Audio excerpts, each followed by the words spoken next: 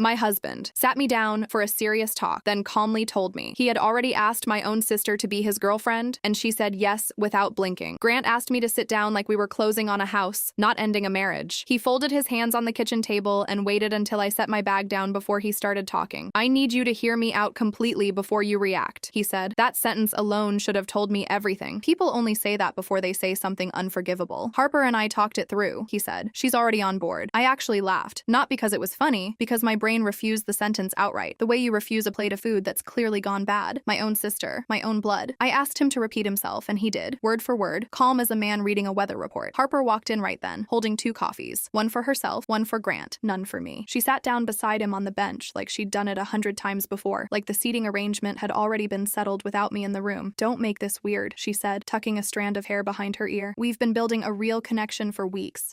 While I planned her 30th birthday dinner in June and paid for half of it myself. While I wired her $2,400 in rent money that same month and never once mentioned paying it back. I sat very still and let the anger settle somewhere I could use later instead of somewhere it would spill out of my mouth right then. Grant opened a manila folder like he was presenting a project timeline to a client. Inside was a calendar, color-coded in blue and pink, laminated, like he'd run it through the office machine at Delcorp before dinner. Blue for me, pink for Harper. Beneath it sat a printed chore chart, splitting rent, groceries, and utilities 3 ways instead of 2. This way nobody feels neglected, Grant said, proud of himself like he'd invented fire instead of a spreadsheet. I asked him very quietly when this had started. He said the camping trip 4 weeks ago, the one I'd skipped for a work deadline. We just talked out there, Harper said quickly, too quickly. Nothing happened. We're keeping this ethical. Ethical. They both loved that word that night, the way people love a word they've rehearsed. Underneath the calendar sat a printed agreement, both their names typed at the bottom, both signatures already inked, dated 2 weeks earlier. They had drafted the terms of my humiliation before either of them had said a single word to my face. Grant kept going, steady as ever, like the folder gave him permission to be calm. We even priced out converting the office into a second bedroom, he said. $11,000. Our entire savings account held $11,000. Every extra shift I'd picked up auditing fraud claims at the bank, every bonus I'd funneled straight into that account instead of a vacation, sitting right there on a page next to a blueprint for my own replacement. You want to spend our whole future on this, I said. He shrugged, one shoulder, like I was the one being difficult. Think of it as investing in family. I smiled at both of them. I told them they were right, that love doesn't follow rules, that maybe I just needed time to adjust. Their shoulders dropped in relief, in unison, like 2 people who'd rehearsed this outcome too. Then I said, let's call Dad and share the good news right now. Harper's face went the color of the folder. Grant lunged for my phone across the table, but I'd already hit the call button and my father picked up on the second ring. I put him on speaker before either of them could stop me. Dad, Grant has some news, I said, keeping my voice pleasant, almost cheerful. Harper's got a new boyfriend. 5 seconds of silence stretched out longer than any 5 seconds I'd ever lived through. Then my father's voice came through the speaker, flat and cold in a way I'd only heard once before, the year our dog died, and the vet tried to explain why. Harper, he said, are you dating my daughter's husband? Under her own roof. That was the moment the folder stopped being a plan and started being evidence. I was 34 years old the night that folder came out, and I'd been building a life with Grant Ashworth for 10 years, married to him for 7. We met in the fall of 2016 at a networking mixer for young professionals near the Ohio State campus. Both of us still finishing degrees, both of us broke and hungry in a way that made us grab the free appetizers off every tray that passed. I was studying accounting with a focus on fraud examination. He was studying construction management. We stood by the shrimp table for 40 minutes talking about nothing, and by the end of that year we were sharing a 1-bedroom apartment off High Street with a mattress on the floor and a card table for a desk. I built my career slowly and deliberately, the way I build everything. By the time we married, I was a junior fraud analyst at Fifth Meridian Bank in downtown Columbus, chasing down suspicious wire transfers and forged signatures for a living, learning to read a paper trail the way other people read faces. Grant climbed the ranks at Delcorp Construction, moving from site supervisor to project manager over 6 years, proud of the fact that he'd never needed a 4-year degree to get there. We were, by every visible measure, a good match. 2 people who worked hard, saved carefully, and believed in doing things properly. My parents had been married 36 years by the time Grant and I stood at the altar, and I'd grown up believing, without ever questioning it, that a good marriage was simply the natural result of 2 people who kept their word. My father built houses for 30 years as an electrician's foreman before retiring, the kind of man who wrote every promise down and then honored it whether it was convenient or not. I carried that expectation into my own marriage the way other people carry an accent, without noticing I was carrying it at all. I proposed to Grant actually not the other way around, on a Tuesday night in our old apartment in 2018, because I'd never seen the point in waiting for a tradition that made no practical sense to me. He said yes before I finished the sentence. I remember thinking, at the time, that his certainty was the most romantic thing I'd ever witnessed. I understand now that certainty and honesty are not the same quality, and a person can possess one without ever having earned the other. We We married on June 14, 2019, at the Sea Pines Resort on Hilton Head Island, South Carolina, under a white arbor with the tide coming in behind us. Harper was my maid of honor. She was 22 then, 3 years out of high school, still finding her footing, and I'd insisted she stand beside me because that's what older sisters do. You pull the younger one up. You don't leave her behind just because your own life started moving faster than hers. The night before the wedding, at our rehearsal dinner at a restaurant called the Salted Marsh, Harper disappeared for almost 2 hours. I remember because our mother kept asking where she'd gone, and I kept telling her to relax, that Harper probably needed air, that weddings make everyone a little strange. When she finally came back to the table, she said she'd gotten sick off bad shellfish and had to lie down in the car. Grant had also slipped out around the same time, something about confirming a delivery with the florist for the next morning. Neither absence struck me as anything at the time. I filed it away the way you file away a smell you can't place, and then I forgot about it completely for 3 years. Harper had always been the one our family worried about, and I don't say that unkindly, only truthfully. She wrecked our mother's Camry the week she turned 16 and told the insurance adjuster the brakes had failed, even after the mechanic found nothing wrong with them. She lost 3 jobs in her early 20s for reasons that were never quite her fault, according to her. She dated a string of men our parents disliked, and every breakup came with a phone call to me at 11 at night, and every one of those calls I answered, because that's what I'd always done. I was 6 years older. I'd been catching her since she was small enough to catch. Our relationship before it broke was close in the specific, uneven way that older sister relationships often are. I paid for things. I listened to things. I drove 3 hours to help her move apartments twice, both times without asking Grant to come, because Grant and Harper had never been especially close, or so I believed. He was polite to her at holidays and little else. Looking back now, I understand that the distance I saw was never real. It was a performance built for an audience of one, and that audience was me. Our parents had raised us in Dublin, Ohio, in a modest split level on Rutherford Drive, and the 6-year gap between us had shaped almost everything about how we related to one another. I have memories of pushing her on a tire swing in our backyard when she was still in diapers, of walking her to her first day of kindergarten while our mother worked a shift at the pharmacy, of driving 40 minutes each way every Sunday during her sophomore year of high school just to bring her a burger from the one place she liked because the cafeteria food made her miserable. None of that, I understand now, was a burden I resented. I loved being needed by her. I only failed to notice, across almost 3 decades, that being needed and being valued had quietly become 2 entirely separate things in our relationship, and I'd never once demanded the second. There was one incident, 3 years before the folder night, that I only understood in hindsight. In April of 2023, Grant told me he needed to attend a Builders Expo in Charleston for 4 days, something Delcorp was sending 3 project managers to. That same week, Harper told our mother she was driving down to visit her old college roommate, Priya, who'd moved to the Carolinas after graduation. 2 siblings, 2 separate trips, to the same general stretch of coastline, in the same 7 days. I never connected it. I had no reason to. I was 31 years old and I trusted both of them completely. And trust, I would later learn, is the only blind spot a fraud examiner never checks in her own life. By early this year, cracks had started to show that I now recognize as the opening moves of something already well underway. In March, Harper called me in tears, saying she and her boyfriend Dylan Marsh had broken up, and she needed somewhere to stay for a couple of weeks while she found a new apartment. Grant and I had a spare room we rarely used, and I said yes without hesitation. That's what family does. I told her 2 weeks. It became 5 months, and somewhere in those 5 months, the ground under my marriage shifted without a single visible crack in the floor. Harper moved into the guest room on a Tuesday with 3 suitcases and a promise that she'd be gone before summer. By April, she was cooking dinner 3 nights a week, always Grant's favorites, always timed for when he walked through the door from a job site. I remember thinking it was sweet. My sister, finally pulling her weight, finally showing up for someone besides herself. I was working 60-hour weeks that spring on a check kiting case that ate every ounce of my attention, and I was grateful, genuinely grateful, that someone was keeping the house warm while I wasn't in it. By May, the 2 of them had inside jokes I wasn't part of, small things, a nickname for the neighbor's dog, a shorthand about a show they'd started watching without me. I mentioned it to Grant once, lightly, not accusingly, just an observation over coffee. You 2 have gotten close, I said. He didn't even look up from his phone. She's your sister, Renee. I'm allowed to be friendly with your sister. There was an edge underneath the sentence, small but sharp, the kind that tells you the conversation is now about your character instead of your question. I let it go. I told myself I was tired. That work was making me suspicious of things that didn't deserve suspicion. That was the first ceiling. I hit it, and I talked myself back down from it, because that's what a reasonable person does. In June, Harper called me crying about a rent shortfall on the new place she'd finally found, a studio near Grandview she couldn't quite afford on her event coordinator salary. I transferred her $2,400 without asking Grant, because it was my money too, and because I'd never once made my sister feel like a loan came with interest. She never mentioned moving in. Weeks passed. The studio apartment, I would later learn, had never actually been signed for. The deposit money went somewhere else entirely, and I wouldn't find out where for another 2 months. That was the second ceiling. I paid it, and I didn't ask enough questions, because questioning felt cheap next to helping. Early July brought the camping trip to Hocking Hills, 4 weeks before the folder appeared on our kitchen table. Grant floated the idea over dinner, framed as sibling bonding, a chance for him and Harper to patch up whatever distance had lingered between them since childhood. I had a deadline that weekend on a wire fraud case involving a car dealership in Dublin, Ohio. $40,000 moved through 6 accounts in 9 days, and I told them to go without me. I meant it. I wanted them to be close. I had spent years quietly hoping Grant and Harper would find some version of real affection for each other, because I loved them both and hated watching two people I loved stay polite strangers at every holiday table. They came back Sunday night sunburned and easy with each other in a way that pulled at something in my chest I couldn't name yet. I asked how the trip went, and Harper answered before Grant could, talking over him about a hike, a fire they'd built, a raccoon that stole their marshmallows. Grant mostly watched her talk. I noticed that. I filed it away next to the missing 2 hours from our rehearsal dinner, next to the inside jokes, next to the studio apartment that apparently didn't exist, and for the first time I let myself say the sentence out loud, quietly, to Grant, alone in our bedroom that night. Is something going on with you and Harper? He didn't yell. He didn't even raise his voice. He just looked at me, disappointed, the way you look at a child who said something embarrassing in public. You're spiraling, he said. This is exactly the kind of thing Dr. Feld warned us about. You working too much and turning every normal thing into a threat. Dr. Feld was the counselor we'd seen briefly 2 years earlier over an unrelated stretch of stress. Grant had learned her language and started using it against me. That was the third ceiling, and it was the first one built entirely out of my own words, handed back to me twisted just enough to make me doubt myself instead of him. 10 days after the camping trip, I hosted a small dinner for my parents, and Harper wore a pair of earrings I didn't recognize, delicate gold studs shaped like tiny shells. I complimented them, the way you compliment anything at a family dinner to keep the conversation moving, and she said, a little too fast, that she'd bought them herself off a clearance rack at the mall. I remember thinking the clearance rack explanation was oddly specific for something nobody had actually asked her to justify. Grant, across the table, suddenly found something urgent to say to my father about the Bengals game. I noticed the redirection. I noticed, too, that Harper's Venmo account, which I still had visibility into from years earlier when I'd helped her set up automatic bill payments during a rough patch after college, showed no clearance rack jewelry purchase anywhere in the weeks before that dinner. I didn't mention it. I told myself, again, that I was letting my job follow me home, turning ordinary earrings into evidence because evidence was simply the shape my brain had been trained to look for. Some nights I still think about how much earlier this could have ended if I'd trusted that instinct instead of talking myself out of it one more time. 2 weeks before the folder, I found a charge on our joint card from Larson and Cade Jewelers downtown, $340. Dated a Thursday I remembered clearly because I'd worked late that night on the dealership case. I asked Grant about it over breakfast. Birthday gift for your mom, he said, not even glancing up from his eggs. My mother's birthday was in September. It was July. I did the math silently and said nothing out loud because by then some new, colder part of me had started keeping its own private ledger, the same way I kept ledgers at work, and that part of me understood something the rest of me wasn't ready to admit yet. I also found, buried in the same statement, a charge from Stonebrook Spa for $210, a couple's massage package, dated the same week as the camping trip. Grant told me it was a mix-up, that the card must have been double charged for something else, that he'd dispute it Monday. He never disputed it. I checked. That was the fourth ceiling, and it cracked so quietly I almost missed the sound. The final ceiling arrived on a Saturday in late July, the day of the folder. Grant asked me to sit down for a serious talk. I remember thinking, with something close to relief, that he was finally going to tell me the truth about whatever had been eating at our marriage for months. In a way, I suppose he did. He simply told it to me as though it were a business proposal instead of a confession, laid it out in blue and pink ink, priced it at $11,000, and waited for me to sign on like Harper already had. I smiled. I agreed. I called my father while they were still congratulating themselves on how well I'd taken it, and I watched both their faces change in real time when a voice they couldn't control came through the speaker of my phone. Grant stammered something about expanding family structures, a phrase he'd clearly practiced but never expected to use under pressure. Harper started crying instantly, the same tears she'd used since she was 16, insisting nobody ever supported her happiness, that our family had a pattern of making her feel small. It was the same trick she'd pulled the year she wrecked our mother's car and blamed the brakes instead of herself. My father cut through it in 4 words. Pack a bag, he told me. Come stay tonight. Don't argue with either of them. I hung up the phone, walked past both of them without another glance, and packed a bag in silence while Harper stood in the doorway begging me to process this like an adult. I zipped the bag shut, picked up my keys, and left without answering her once. Quick pause from the story. If you enjoy these stories, consider taking a listen to our Spotify show linked in the description for early access to new stories in better audio quality. Now back to the video. My father's kitchen table has held every hard conversation our family has ever had, and that night it held one more. I sat across from him with a mug of coffee I didn't drink, and he told me something that turned my stomach in a way the folder hadn't quite managed. Harper had called him about a month earlier asking strange, oddly specific questions about whether siblings in our extended family history had ever, in his words, shared a partner, dressed up as idle curiosity about our family tree. He'd laughed it off as one of Harper's odd tangents at the time. Around that same week, Grant had called him separately asking asking to borrow $4,000, claiming his truck needed transmission work. My father, cautious by nature, had said he'd think about it and never heard another word about it. No transmission repair ever happened. Grant's truck, I knew for a fact, still ran fine. Now we understood exactly where that $4,000 had been headed, and it wasn't a transmission shop. By morning, my phone wouldn't stop buzzing. Cousins I hadn't spoken to in months were sending screenshots from Harper's social media, where she'd posted a long, carefully worded statement about being cast out of her own family for choosing happiness, about how controlling I'd always been, how I'd apparently been jealous of her for years without ever saying so. The comments piled up fast underneath it, strangers calling me cold, calling me bitter, calling me exactly the kind of woman who deserved to lose a husband. Not one of them asked why my husband's name sat tagged directly underneath her post, smiling back at the camera like a man with nothing to hide. My mother called an hour after that, and I braced myself for the same lecture about processing things like an adult that Harper had tried on me the night before. Instead, her voice came through shaking with something colder than sympathy, something closer to horror. She told me Harper had called her in the spring, out of nowhere, asking if she'd ever be able to forgive her for something enormous, something she couldn't explain yet. My mother had told her that nothing was unforgivable between family, meaning well, meaning it the way mothers mean things. I didn't know she meant this, my mother said, and I heard her voice break clean in half on the last word. Saturday evening, headlights swept across my father's driveway. Harper stood on the porch in a blazer, gripping a folder of her own, printed articles on modern relationship structures, the kind of thing she must have spent all day assembling like a legal brief. My father didn't let her pass the doormat. She held out the top article like it was evidence in a trial she still believed she could win. He took it from her hand and, without reading a single word of it, tore it clean down the middle. "You have 10 seconds to leave," he said, voice level, eyes not moving off her once. She switched tactics the way she always did when a script stopped working, reaching for the next one without missing a beat. "This is partly Renee's fault too," she said, syrupy now, angling for sympathy from a man who had none left to give. "She works too much. She never noticed how lonely I was either." My father's face didn't move an inch. "The only person who ruined anything here is you," he said, and closed the door. Not a slam, just quiet and final, which somehow landed heavier than a slam ever could have. I thought that was the worst of it. I was wrong. Later that night, my father's phone buzzed once on the kitchen counter. A photo message from a number none of us recognized. No name attached, no explanation. I picked it up because he was in the other room, and I wish some days that I hadn't. It was a photo of Grant and Harper on a beach, arms around each other, laughing at something outside the frame, sun low and orange behind them. I didn't recognize the beach at first. Then I did. The timestamp sat quietly in the corner of the image, the way timestamps always do, unbothered by what they're about to destroy. It was dated June 13th, 2019, the night of my rehearsal dinner, the night Harper disappeared for 2 hours claiming bad shellfish, the night Grant slipped away to supposedly confirm a floral delivery for my wedding the next morning. I sat down at my father's table and did not move for a long time. The affair I'd been mourning for 1 week suddenly wasn't a week old at all. It was 7 years old. It had been sitting inside my marriage since before my marriage existed, waiting patiently through every anniversary, every holiday, every ordinary Tuesday, for a moment convenient enough to surface. I didn't cry that night. Not really, not the way I expected to. Something in me went very still and very precise instead. The same stillness that used to settle over me at Fifth Meridian when a case finally cracked open after weeks of dead ends. I've spent my career learning that liars are consistent right up until they aren't, that the story always has a seam if you're patient enough to find it. I drove home Sunday morning while Grant was still at Harper's studio, or wherever he actually was by then, and I sat down at my own kitchen table with our old bank statements from June of 2019 pulled up on my laptop, the same table where he'd once handed me a folder like it was a business proposal. It didn't take long. I knew exactly what I was looking for, because I'd done this job for 8 years, and grief has a way of sharpening focus instead of dulling it. There it was, 3 days before the wedding, a charge from a florist in Bluffton, South Carolina, $41, memo line reading nothing at all, delivered not to the resort where our wedding party stayed, but to a dormitory address in Columbus. Harper's dormitory address, the one she'd lived at for exactly 1 more semester before graduating. Grant had sent my sister flowers 3 days before he married me. I found the spa charge next. 2 treatments at the resort's wellness center, booked under Grant's name, timed for the exact 2 hours Harper had gone missing from our rehearsal dinner. I found a Venmo transfer, $80, memo line reading only a single laughing emoji sent from Grant to Harper the morning after our wedding, while I was still asleep in the honeymoon suite 2 doors down from where my new husband had apparently slept very little. I kept going past the wedding week once I'd started, because that's the other thing my job had taught me, that a pattern rarely begins where you first notice it. I pulled statements back another 8 months, to October of 2018, 2 months before Grant proposed to me. There, buried in a stack of otherwise unremarkable charges, sat a $45 dinner at a restaurant called Marchetti's, split evenly on his card, dated the same night he'd told me he was out with his college roommate watching a football game. I called the restaurant the following Monday on my lunch break and asked, with the flat procedural tone I use for every workplace inquiry, whether they kept reservation records that far back. They did. The reservation had been made for 2, under under the name Ashworth at 7:15 in the evening. I sat in my car in the 5th Meridian parking garage afterward for 11 minutes before I could make myself drive home. Whatever this had been, it hadn't started with a camping trip. It had, as far as I could trace it, started before he'd ever gotten down on one knee, which meant every version of the timeline I'd been telling myself for 7 years had been wrong from its very first page. I printed all of it. Every page, every timestamp, every dollar amount, laid out in the same clean columns I used for court exhibits. I've built cases against strangers who stole far less than what had been stolen from me, and I understood, sitting there, that this was simply the largest fraud claim of my career, and I happened to be the victim listed on it. My Aunt Denise hosts a family dinner most Sundays, a standing tradition none of us ever skip, and that week's dinner had been on the calendar for a month, long before any of this began. I decided not to cancel my attendance. I decided instead to bring my printouts. Harper was already there when I arrived, sitting stiffly at the far end of the table, and Grant walked in 15 minutes later, clearly not expecting to find me seated calmly between my parents with a manila folder of my own resting beside my plate. "I think we should clear the air," I said, once the plates had been served, and the room had gone quiet in the particular way rooms go quiet when everyone already knows something is about to happen, since we're all being so honest with each other lately. Harper's fork stopped halfway to her mouth. Grant's jaw tightened, and I watched him glance toward the door, calculating, the way people calculate when they realize a room has become a trap. I slid the first page across the table toward my Aunt Denise, who had spent the past week defending Harper to anyone who'd listen, insisting these things happen, that love is messy, that families should extend grace. I let her read the timestamp herself instead of telling her. Her face changed the way faces change when a belief they've been holding on to suddenly has nowhere left to stand. "June 13th, she said quietly, more to herself than to anyone else. "That's the night before your wedding, Renee." "That's correct," I said. I kept my voice level, the same voice I use when I'm reading fraud findings aloud in a conference room full of executives who'd rather not hear them. "This isn't a few weeks old. It's not even 7 months old. It's 7 years old. Grant and Harper were together the night before I married him, and based on what I found this morning, likely for some time before that as well." I looked at Grant directly for the first time since he'd walked in. "You didn't fall for my sister over a folder and a color-coded calendar. You've been lying to me since before I put on a wedding dress." Grant tried the same tone he'd used on me for months. Calm, reasonable, faintly condescending. The tone of a man who believed composure was the same thing as innocence. "You're twisting a coincidence into something ugly," he said. "That florist charge could have been for anyone." I placed the delivery address next to it without a word. Harper's old dorm building. He had no answer ready for that one, and for the first time all night he looked less like a man delivering a business proposal and more like a man watching his own paperwork get audited by someone who'd been trained her entire career to catch exactly this kind of story. Harper's tears started again, right on schedule, but this time nobody at that table reached for her the way they always had. "You're humiliating me in front of everyone," she said, voice cracking exactly where it always cracked. "Can't you just let us be happy without turning it into a courtroom?" I looked at her for a long moment before I answered, and I let myself feel, briefly, the entire weight of every rent check, every late-night phone call, every ride to the airport, every birthday I'd planned for her without once asking for anything back. "I'm not turning it into a courtroom, Harper," I said. "You did that the day you signed your name on a piece of paper before you ever said a word to my face. I'm just the one reading it out loud." Grant tried one more angle before the room fully turned against him, the angle he'd always relied on most, reframing himself as the reasonable one caught between two irrational women. "Can we all just take a breath?" he said, hands raised slightly, palms out, the same gesture he used in project meetings when a client got upset about a delay. "Nobody's perfect here. Renee, you've been distant for years. I'm not saying that excuses anything, but relationships don't break down over nothing." I let him finish. I'd learned over 8 years of interviewing people who'd stolen from their own employers that the worst thing you can do to a man mid-deflection is interrupt him, because interruption gives him somewhere new to redirect. Instead, I let the silence sit after he finished talking, long enough that even my youngest cousin at the far end of the table stopped pretending to look at her phone. "You're right that relationships don't break down over nothing," I said finally. "This one broke down over a florist receipt sent to a college dormitory 3 days before our wedding. It broke down over a couple's massage booked under your name during our anniversary week. It broke down over $4,000 you tried to borrow from my father for a transmission repair your truck never needed. None of that is distance, Grant. That's a plan, executed patiently for 7 years, while I was the one apparently too distant to notice you were never actually there to begin with." He didn't have anything to say back to that. For the first time since I'd known him, Grant Ashworth simply had nothing prepared. My father sat perfectly still through all of it, hands flat on the table, the same way he'd sat the night I called him from Grant's kitchen. When I finally stopped talking, he was the one who spoke into the silence. "I think you two should leave," he said to Grant and Harper both, and this time nobody at that table, not even Aunt Denise, said a single word in their defense. Word moves fast through a family once the truth stops being deniable. By Monday, 3 of my cousins had called to apologize for the things they'd liked on Harper's post before they'd seen the timestamp for themselves. My cousin Mallory, who'd never much cared for Grant even before any of this, showed up at my new apartment Tuesday night with a bottle of wine and a folder folding table she'd bought at a hardware store because she said I looked like a woman who needed furniture more than sympathy. She wasn't wrong. I'd moved into a one-bedroom in Grandview Heights that weekend, signed the lease with shaking hands, and owned exactly a mattress, 2 lamps, and a box of kitchen supplies for the first 11 days I lived there. Aunt Denise took longer to come around than the rest of the family, which stung more than I expected it to. For nearly 2 weeks, she kept repeating some version of the same idea, that people fall in love in complicated ways, that Harper had always been the fragile one and deserved patience rather than exile. It wasn't until she found out, secondhand from my mother, about the $4,000 Grant had tried to borrow under a fake transmission repair that something in her finally shifted. Fragile people don't draft fake collateral for their affairs, she told my mother. And after that, she stopped defending Harper out loud, even if I suspect some quiet part of her never fully let go of wanting to. The most unexpected call came from Dylan Marsh, Harper's ex-boyfriend, the one she'd claimed to have broken up with back in March. He reached out to me directly, awkward and apologetic, saying he'd seen pieces of the story circulating through people they'd both known in college. He told me something I hadn't considered until he said it out loud. Harper hadn't broken up with him in March at all. He'd broken up with her after finding a second phone in her car with a passcode she refused to explain, a phone that buzzed constantly with a contact saved only as G. He'd assumed at the time an affair with some co-worker at the hotel, someone anonymous and forgettable. He'd never once considered his girlfriend's own brother-in-law. He apologized for not putting it together sooner, as if any of this had been his to catch. I told him it wasn't his job to catch it. It hadn't even been mine, and I was the one married to it. The financial unwinding turned out to be its own second betrayal, slower and quieter than the first, but no less deliberate. Grant and I had opened a rental property 4 years earlier, a small duplex on the east side of Columbus, held under a joint LLC we'd named Ashworth Rental Properties. Both our names on the paperwork, both our signatures on the mortgage. Untangling it required a lawyer, 6 weeks of appraisals, and one especially bitter afternoon in a conference room where Grant argued, with a straight face, that he deserved the larger share of the equity because he'd handled more of the physical maintenance over the years. I sat across from him with my own attorney and reminded him calmly that I could produce 8 years of maintenance receipts categorized by contractor, date, and cost, because that is simply how I keep records, and that I was fully prepared to let a judge decide who had actually maintained anything. During one of the mediation sessions over the LLC, Grant's attorney tried a final maneuver, arguing that the $80 Venmo transfer and the couple's massage receipt were inadmissible in a property dispute since they related to the affair rather than the finances. My attorney, a sharp, unhurried woman named Priscilla Cho, pointed out that shell registrations and diverted funds were very much financial matters regardless of the relationship they'd funded, and that she was fully prepared to walk a judge through 8 years of my own professionally maintained receipts to prove exactly how the money had moved. The maneuver died in the room within about 90 seconds. Grant's attorney didn't raise the argument again, and Priscilla told me afterward, gathering her papers, that in 20 years of family law, she'd rarely seen a client walk into mediation this prepared, which I took quietly as the first compliment I'd actually been able to hear all year. We eventually sold the duplex and split the proceeds close to evenly, though it cost me nearly $4,000 in legal fees to get there. Money I paid without complaint because some costs are simply the price of finally being finished with someone. The house we'd shared went next, listed within a month, sold within 6 weeks to a young couple who reminded me uncomfortably of who Grant and I used to be. I split what remained of the $11,000 savings account with him, half and half per the divorce agreement, though I noted with a certain grim satisfaction that the office conversion he'd once priced at $11,000 would never happen in that house, under that roof, for anyone. Grant's desperate moves started around week 3. He showed up outside my apartment building on a Wednesday evening, standing by his truck in the parking lot like he had every right to be there, saying he'd made a terrible mistake, that Harper had manipulated him too, that we could still fix this if I'd just talked to him for 10 minutes. I stood on the sidewalk and let him say all of it, and when he finished, I asked him one question. Was the florist charge from a rental property emergency too? He had no answer for that, same as he'd had no answer for it at Aunt Denise's table. I told him to leave, and when he didn't move fast enough, I told him I'd call my father, and that seemed to work better than anything else I'd said all week. Harper tried a different approach entirely. One final letter left in my apartment mailbox 2 months after the folder night, 4 pages long, asking me to understand that she'd been lonely her whole life standing in my shadow, that watching me build a stable marriage and a stable career had made her feel invisible, that Grant had simply been the first person to make her feel chosen instead of compared. I read it twice. There was truth buried somewhere in those 4 pages, I think. Some real and old ache about being the younger sister who never quite caught up. But an old ache doesn't excuse what she built on top of it. And I recognized her letter for what it was. Another draft, another version of the folder, dressed up this time in grief instead of paperwork. A month after the divorce filing, a family friend who managed a storage facility on Route 33 mentioned to my mother, in passing, that Grant had been renting a unit there since 2021, paid in cash every month, listed under a business name that traced back, when I finally checked it, to nothing more than a shell registration with his own middle name attached. My father and I drove out together the day the lock finally came off during the divorce inventory process. Inside sat a small collection of things that told their own quiet story. A locket ticket with 2 initials engraved on the back, a shoebox of ticket stubs and receipts spanning 4 years, restaurants I'd never eaten at, a hotel in Cincinnati I'd never visited, dated across birthdays and anniversaries I remembered spending alone with him at our own kitchen table, unaware I'd been sharing every single one. I sat in my father's truck afterward and let myself grieve for the first time since the folder appeared, not for Grant, and not really for Harper either, but for the specific, ordinary future I'd spent 7 years quietly building in my head. The nursery we'd talked about painting yellow. The trip to Portugal we'd been saving toward before the duplex ate half our travel fund. The version of my sister I'd believed I had. The one who called me at midnight not because she needed something, but because she trusted me with something. My father didn't say anything for a long while. He just sat with me in the parking lot of a storage facility on a Tuesday afternoon, the engine running, the radio off, and let me cry the way I hadn't let myself cry in front of anyone since I was very young. There were smaller complications too, the kind nobody warns you about when a marriage ends this way. We'd had a dog together, a beagle mix named Biscuit we'd adopted 5 years earlier from a shelter in Hilliard, and dividing custody of an animal turned out to carry its own strange grief. Grant wanted alternating weeks. I couldn't stomach the thought of handing Biscuit back to a house Harper might eventually move into, so my lawyer negotiated full custody for me in exchange for a slightly larger cut of the duplex proceeds going to Grant. I would have paid twice that to keep one uncomplicated thing in my life that still greeted me at the door like nothing had changed. I told exactly one coworker the full story that autumn, a fraud examiner named Pretty, who sat 2 desks from mine and had a habit of noticing when something in my work had gone quiet and mechanical instead of sharp. She took me to lunch at a diner near the office and let me talk without once reaching for advice, which I've come to understand is a rarer gift than people realize. Near the end, she told me something that stuck with me longer than almost anything else anyone said that whole year. She said fraud cases always look obvious once you've built the timeline, that the victims she and I interviewed for a living never looked foolish to her, only patient